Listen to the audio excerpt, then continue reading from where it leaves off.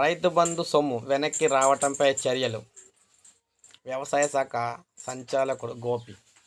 యాసంగి సీజన్ రైతు బంధు సొమ్ము వెనక్కి రావడంపై చర్యలు తీసుకుంటున్నామని వ్యవసాయ శాఖ సంచాలకుడు గోపి బుధవారం ఒక ప్రకటన తెలిపారు.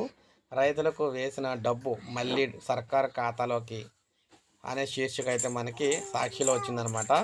ఈ కథనంపై స్పందించి ఈ సీజన్లో 19,029 మంది రైతుల డీబీటీ విఫలమైనట్లు తెలిపారు.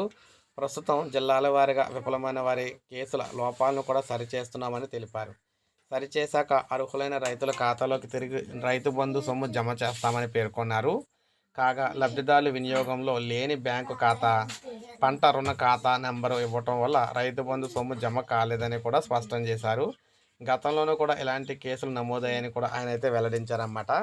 సో ఇవన్నీ కూడా లెవెల్ చేసి వారి ఖాతాలకు అయితే తిరిగి రైతు బంధు డబ్బులు అయితే జమ చేస్తామని, రైతులు ఎవరు కూడా రాలేదని కంగారు పడొద్దని చెప్పేసి వీరైతే తెలియజేశారన్నమాట. సో ఇది మనకు లేటెస్ట్ అప్డేటు. లైక్ చేయండి, సబ్స్క్రైబ్ చేసుకోవద్దు, మన ఛానల్ సబ్స్క్రైబ్ చేసుకొని ఫాలో అవుతుంది.